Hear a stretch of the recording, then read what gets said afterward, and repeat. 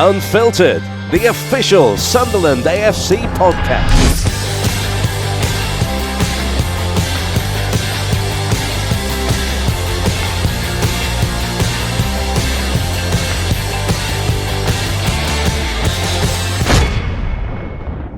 Hello and welcome to Unfiltered, the official Sunderland AFC podcast. I'm your host, Frankie Francis, and I'm also joined by former player Danny Collins. How are you doing, Danny? I'm good, thank you, Frankie. How are you? Very well, thanks. A lot has gone on since we spoke during the summer. When this podcast was born, shall we say, we had a couple of pilot episodes that never saw the light of day because things have changed so fast. So much has happened since the end of the season, the first time that is, to the end of the season, what is now. Of course, we're going to be looking forward as well to the season ahead, and we've got a special guest on today's programme as the first Unfiltered podcast features new signing and just unveiled Bailey Wright. But Danny, how have you been coping, and what did you think about how the season finally came to an end? Yeah, obviously personally not too bad. It's been a bit of a battle in terms of the timescale at home. The kids in the house, and you get a bit of cabin fever. But thankfully now we've sort of coming through the worst of it, I think, where you can get out and about. But reflecting on the season, it was a strange one. Obviously, unknown territory for the FA and for everyone involved. And from our point of view as a club, it was a disappointing end, to have it sort of taken away from us, if you like, on the edge of the playoffs, and with still, a certain amount of games to go where we could have had a good say in what was to come. Disappointing then, obviously, to watch the playoffs, and for obviously looking at Wycombe's point of view, they were one of the teams that voted to end the season, but ultimately ended up getting promotion through the playoffs. So there'll be a bit of a sour taste, I'd imagine, for a lot of the fans and players, but it is what it is. We've got to put it to bed, and we've got to move forward now and look forward to next season. Absolutely, and we've seen all the leagues finally finished now, including Premier League, Championship. It means we get an idea of which teams are coming down to play with in League One again. It looks like we're going to be clashing against Charlton once again. They're going to be in there and about, aren't they, next season, as well as Wigan, who saw that very strange situation what happened at their club. I mean, how did you view that as someone who's worked in football? Yeah, for the players, certainly. Deflating is probably the word I'd use. They were sort of comfortable, sort of mid-table finish, really, and even came so close at the end there. But yeah, they'll be disappointed. It's sort of out of their hands in a way. But, again, it's happened now. They've got to dust themselves off, and they've got to prepare themselves to try and, along with a lot of other teams, as you say there, Charlton's, we'll have the Portsmouths, ourselves, Ipswich. There'll be some tough teams up there, the top end of the table, all aiming for promotion next year. So it's not going to be easy. There's a big expectation on the players to deliver our third year in the league, and got to get out of this league if we can, but it's not going to be easy. Yeah, and I guess a way of getting out of this league is bringing in some new players. We've seen the additions of Aidan O'Brien this week coming in from Millwall. Do you know much of him? If I'm honest, I don't know. I might have seen him one or two games. By all accounts, looking up on a few of his clips, he looks quite a busy player. Talking well on his interview there. Obviously, as a striker, he says he loves to score goals. So if he can go out there and produce for the club and, get himself 20 plus goals next season, it'd be great to make himself a hero at the club and to go from there, really. And as you mentioned there, with him coming in, there'll be competition for places. I'm sure there's going to be more additions coming in through the door in the next few weeks. With Bailey coming in, strengthening us at the back. And, as I say, if Phil Parkinson can make 3 or 4 more additions, then certainly build a strong squad ready to compete at the top end of the table again. What kind of market do you think we're looking in because of the situation of the way the season ended? And obviously League One is a very short-term deal kind of environment as well, isn't it, for footballers? So what do you think? You mentioned one of the players we've already recruited. Would it be a case of names that Sunderland fans won't be so familiar with because of the market we're shopping within? But there's lots of bargains to be had, though, Danny, right? Yeah, it is. It's a strange situation with what's happened with the virus going about, and a lot of teams, especially the lower leagues, League Twos, League Ones, will have all felt it, and. But there's going to be a lot of players out of contract, a lot of players who are worried about getting deals sorted as a result of this. And I think, as you say, for Sunderland now, it's a key recruitment period in terms of what we can bring in. Yes, there are going to be a lot of lads coming in who perhaps the fans won't have heard of and don't know much about. But there are some gems out there to be found. I think if we're wily in the recruitment and you're looking at the lower leagues and League Twos. There's some lads who've had good periods there, and even, you know, you're getting lads filtering down from Championship clubs who have been let go, maybe young lads who aren't experienced. But if, as I say, if the scouting network's been good and the recruitment's right, then we can get these lads to come in and do a job, hopefully.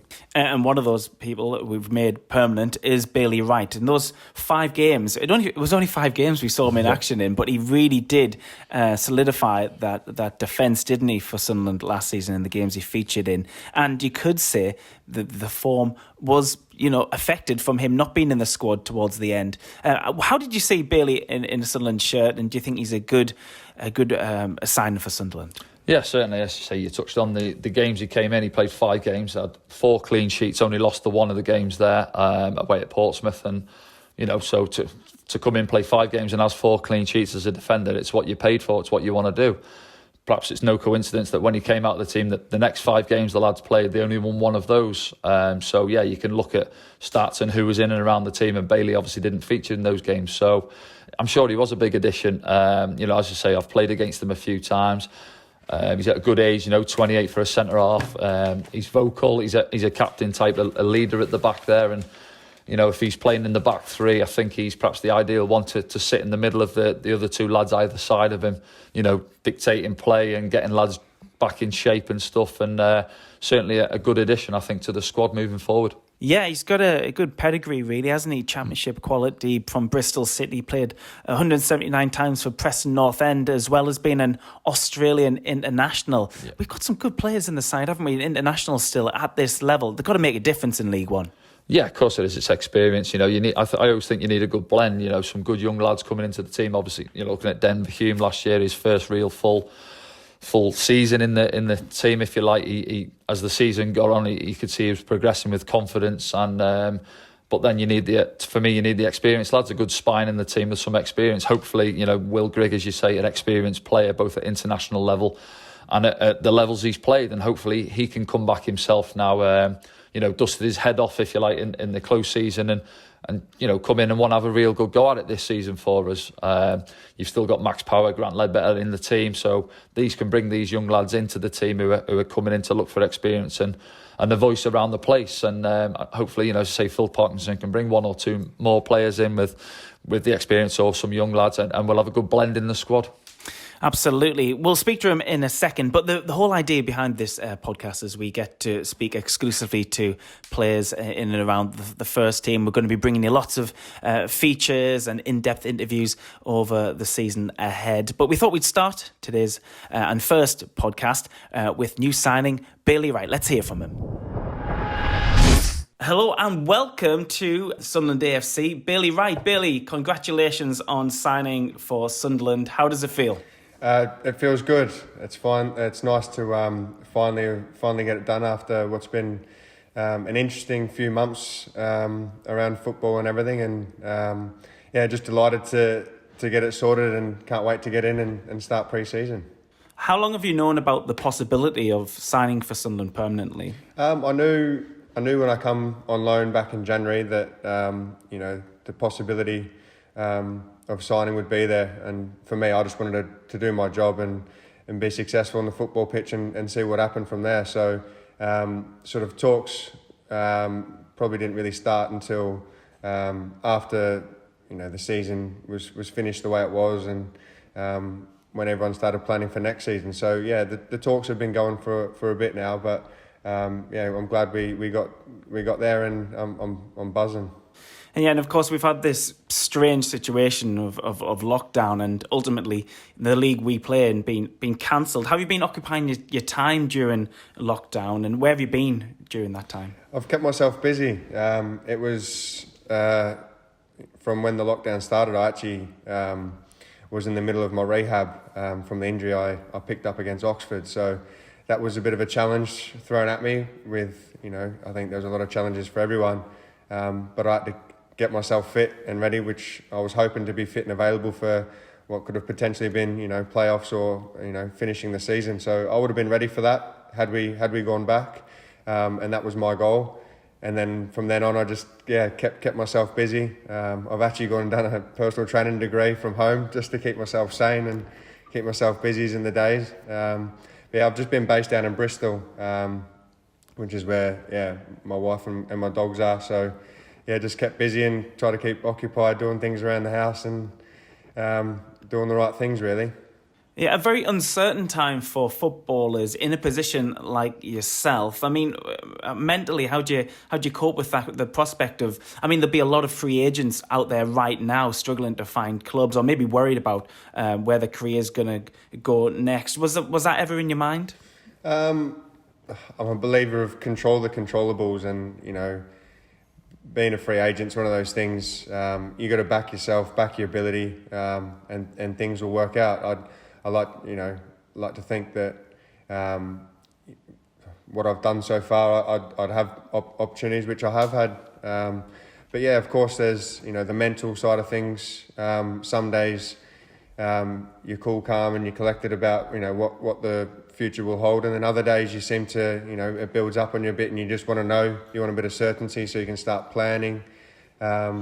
But that's the beauty of football. It's a short career. It can throw things at you whenever when you least expect them, and you've got to be ready for them. So this whole lockdown challenge and everything that's going on in the world throws its challenges at you, and you've got to be ready and focused. A big part of keep myself busy and focused is just having a plan every day, and just having a little bit of structure rather than just doing what you want. Because one of my Australian managers said to us, this is an insight into what retired life will be like from football if you don't do anything. And he said it's scary, and sometimes you're like, this is probably what it's like. Finish football, you got nothing to do every day sometimes, unless you find your next thing to do. So it was good. It threw challenges, and will probably make us all a bit more ready and appreciate when football's back and normal. You mentioned some challenges there. You had your injury, of course, which ended your season a little bit earlier than the lockdown actually ended everything. But was there a chance that if the football did restart, because Sunderland wanted the season to regain, was there a chance that you would have featured in those games if the league had came back? Yeah. Again, that was my aim was to get back fit and ready for the end of the season before all of this happened. First of all, I was hoping I could probably make it for the last 2 games of the season, which was hoping would be big games, which would lead to either playoffs or automatic promotion spot. And then unfortunately that didn't happen. So it was looking like I thought I would be available to now play every game for the rest of the season, which in a selfish kind of way would have worked in my favour a little bit. Yeah, and in those games you played, fans and commentators alike were pretty impressed with you, how you played, Bailey, and how you fit in. What was it like playing for Sunderland in those few games you played, and how did you find the system of which we played within? I really enjoyed it. The 3 at the back is a system I've always enjoyed playing in.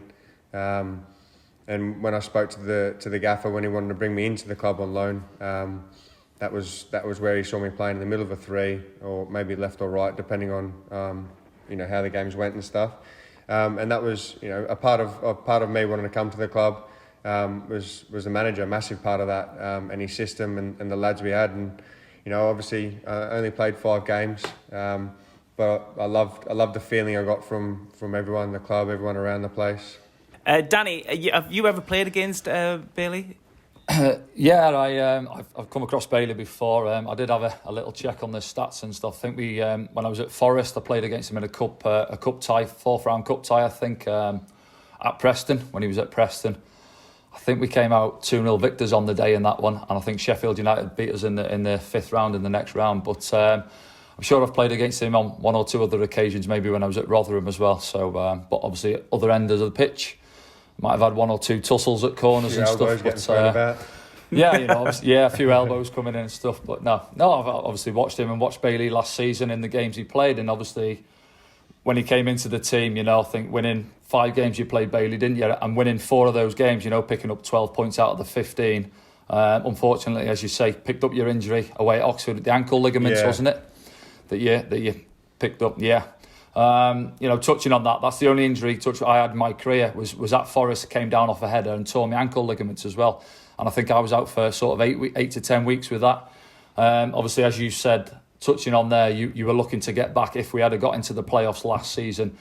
Did the physios give you a timescale on what you would have been looking at getting back to full fitness with your injury? So when we first had the injury, it was ligaments, which was the syndesmosis, which is quite common and a tricky injury depending on how you do it. So for me, I had to have an operation, and we were looking at about 10 to 12 weeks as a rehab. So after doing my rehab and following the program that I was given from the physios and the surgeon and everything, it was looking at about 10 weeks. I was fully fit.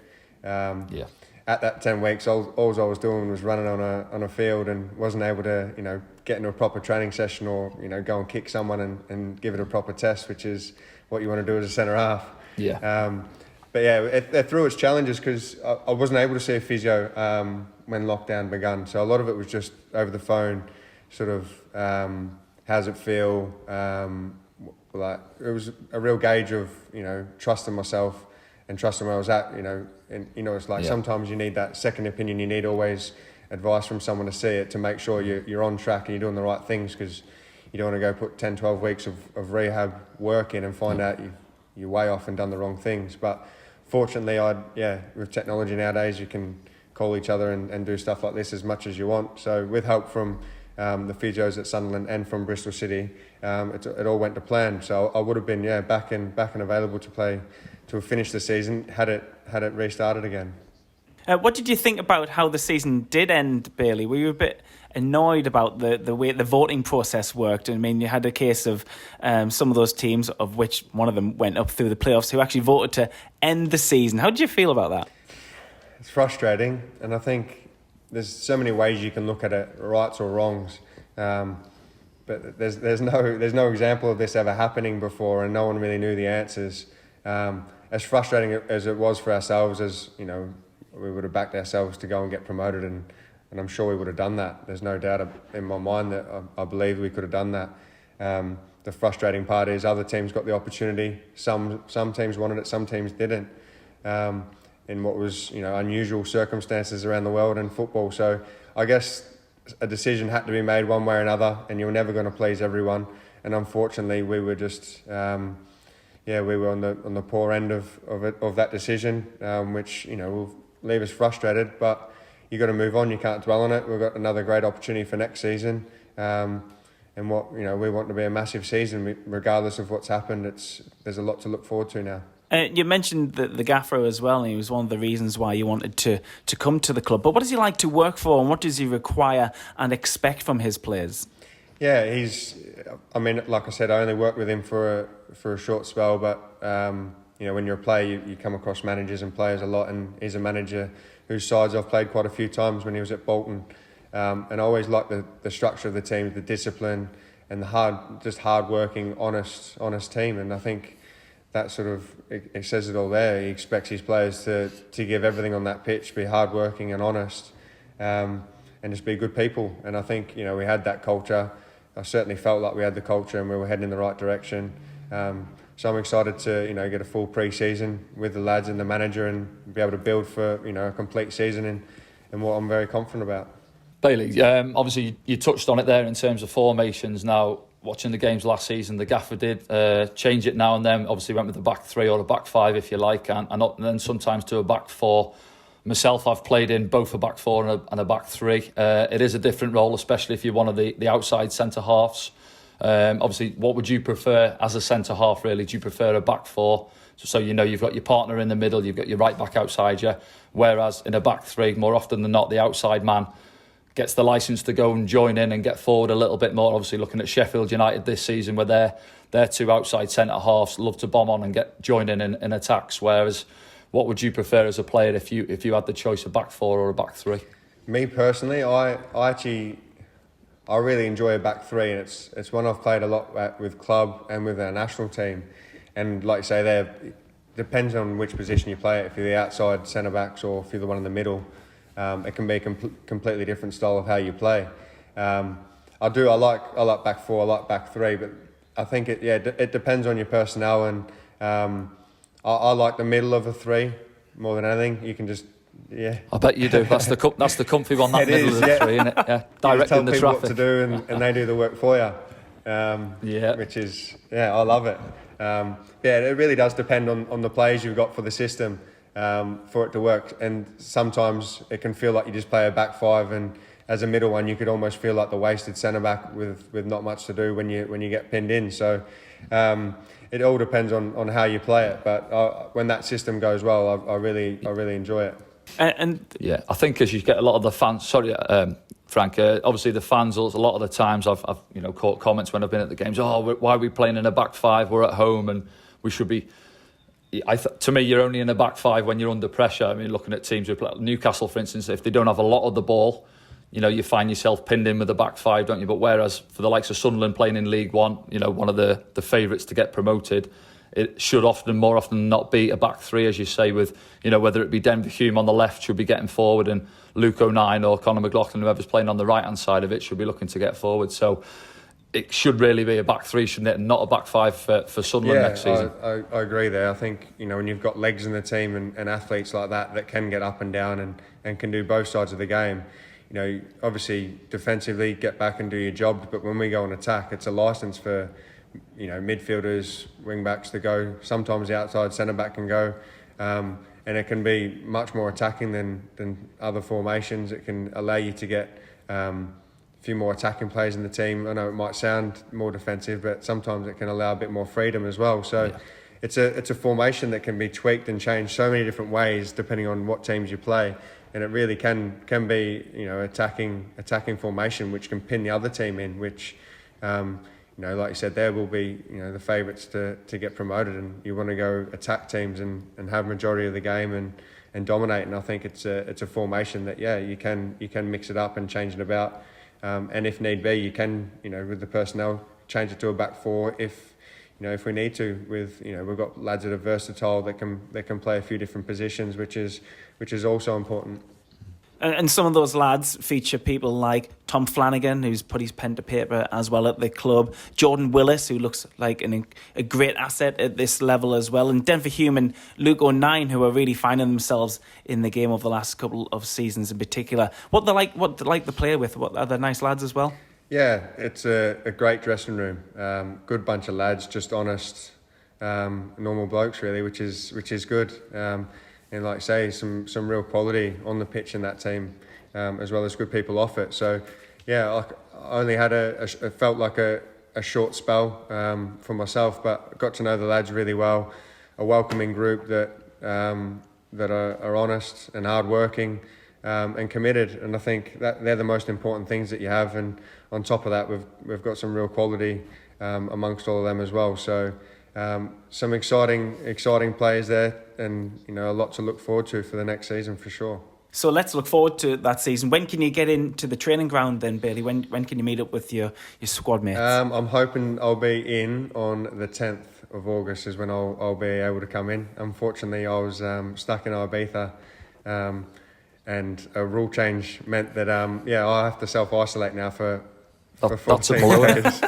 So as soon as I found out, I tried to get a flight out of there straight away, but I couldn't find anything within 2 hours' notice. So it is what it is. Like we said before, it's unusual circumstances and not ideal, but we've got to do what we're told. So I'll be up there ready to start training on the 10th, but I'll be following a program from home, and they won't be making that easy for me, that's for sure. That bleep test will be waiting for you at the training ground, mate, I'm sure. Test. It's horrible, isn't it? Do you know what? I'll actually probably just enjoy running and looking at someone else next to me absolutely blowing. It'll actually be a nice thing rather than just thinking, am I just blowing here, or is there other people as well? You don't know. Yeah, you won't be training by yourself. You're always thinking, no. Am I fit? Am I not fit? And then you do the bleep test and you're like, don't be the first one. Don't be the first one. Don't be the first one to drop. Yeah, been there. So, babe, just touching on you there, obviously you said yourself you're only at the club for about five games or so. But just in your time at the club and in and around Sunderland itself, did you get a sense and a feeling of how big the club can be in terms of going forward? Obviously, training ground, facilities, stadium, fan base, everything about it. If we can get it right on and off the pitch, where the club can get to, yeah? The club's... from the moment I came and signed for the club, I had a special feeling about it the feeling it gave me and the size of the club. It was just... you felt really real a real importance coming to the club. You felt the size of this place. You felt part of something really important, and to make it memorable, we want to get back to where the club belongs and be successful on that football pitch, and both come together off the pitch, on the pitch. The fan base we've got is one of the best. You look at the crowds and the support we get from not just in Sunderland but around the world. There's supporters everywhere. The size of the stadium, the training ground, it's the setups, like I said, one of the best about, and now we've just got to do the business on the pitch. But it's certainly the biggest club I've played for, and I can't wait to get back and start it again. And even though the trials and tribulations which the club has gone through over the last 2-3 years as well, Bailey, what's the perception of Sunderland Football Club within football, do you think? A massive club that when that club starts winning again, that's going to be a difficult club and a difficult team to stop, and something everyone will want to be part of. I think there's been a lot said with where the clubs found themselves within recent years, but like we say, football works in strange ways sometimes, and Sunderland won't be the only club that have faced back-to-back relegations. But like I said earlier, past is the past. There's so much to look forward to in the future and what's ahead, and I think that's all we're looking forward to now because of the potential of the squad we've got there, the management, the size of the club, the fan base, and the expectations of where we want to get to is what makes it so great. That pressure is real pressure because the club has real expectations of getting back, being successful and winning things again, and that's what excites me. Having it's a real pressure. It's not a false pressure of someone that just wants to do well. It's a team that we expect nothing less than winning and being successful, and I think that was a real part of me that really liked that, and the pressure is real pressure, but like I say, the reward's massive. So what's the targets then? I mean, is automatic a realistic possibility for next season for Sunderland then? Yeah, of course it is. I'm sure when we get in and have discussions as a group and as a club, it will be to win that league, and nothing less than that. I think we'll be aiming high, and it's realistic with the group we've got. And what we've got behind us, I think that will be, I don't think that will be our aim, that will be our goal, to go in the league and take it from there. And there's some teams, of course, dropped down from the Championship who could be challenging from that. Charlton, who are old fours, if you like. Wigan look like they come down as well, who were firing pretty good in the Championship despite being relegated through the points deduction, and Hull of course as well. Anyone else from League One do you think will be at the top end? Look, there's some strong teams throughout that league, and League One seems to get stronger and stronger every season when you look at it, and that's because the Championship's so competitive, and teams find it difficult to stay there and find themselves in League One, but everyone wants to get promoted, so there'll be the teams like your Oxfords that missed out, Portsmouths, Peterborough that were, playing some good football towards the end of the season and were unfortunate to miss out like ourselves. So there's some good sides there. Fleetwood, another one that, put on a great run towards the end of the season and showed what they're about. But very much the focus of next season won't be about what other teams are doing. It'll be about us doing our job week in, week out. And the rest can worry about what they have to, and we'll worry about what we have to. We've got a start date for the season, but we still don't know when the fans will be allowed in to the stadium. Just what was it like playing at the Stadium of Light? And have you got a message for those fans who unfortunately won't be able to get in soon, but hopefully will be one day soon? Yeah, it's unusual times playing without fans, and I can tell you, no player wants that, no fans want that, no club. But unfortunately, it's just the way it has to be at the moment. Hopefully that will change soon. But we'll know, empty stadium or not, we'll know we'll have a massive backing of people, of fans from around the world, from around Sunderland, that will be following us from their sofas, from friends' barbecues, whatever it will be. We might not hear them within the stadium, but we'll know we've got that support behind us and backing us all the way. And I think that's what's so important, because when you've played in the stadium like before, you know what an intimidating place it can be for opposition, and what advantage that can give you, and as the home team, what a boost it can give you with that backing behind you. But like I said, in the back of our minds, we'll know that of who we're doing it for will be supporting us, regardless we can hear them or not. But it'll be the new normal for a while, and hopefully it won't be too long, and people can start coming in and watching again. Excellent stuff, Bailey. I'm sure all of the Sunderland fans around the world wish you well, and good luck for the season ahead. Thank you very much. Looking forward to it.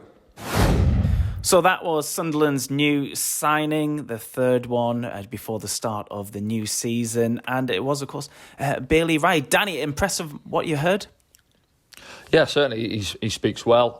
You can see he's, as I say there, he's an experienced lad now in terms of, he's a 28-year-old, so he's at a good age. He's got good experience at international level with 24 caps under his belt and good experience at championship. So that filtered down now. Obviously, he knows the expectation from the club and the fan base of what's expected from him next season and where we're looking to get to. And you can tell he's looking forward to getting back in and to get ready for next season. Absolutely, and hopefully it'll be a part of a series of podcasts we'll be bringing you over the season where we get in-depth chats and exclusives from the first team here at Sunderland Football Club. Danny, you've also prepared some features as well for later on in the season. You're going to be testing them on general knowledge because I heard during lockdown you were a bit of the king of the Zoom quiz, is that right? Yeah, that's right. Yeah, started with sort of one or two of the family members. We just had a Saturday night quiz, really. That developed to about 10, 12 couples during the sort of 5 or 6 week period we had on there. We'll try and bring one or two in and test the knowledge of the boys as the season progresses and see who's the brain box amongst the squad, I think. Right, we'll do all sorts of stuff like that. So do keep tuned to Unfiltered, the official Sunderland AFC podcast. And for myself, Frankie Francis, and Danny Collins, we'll speak to you very soon.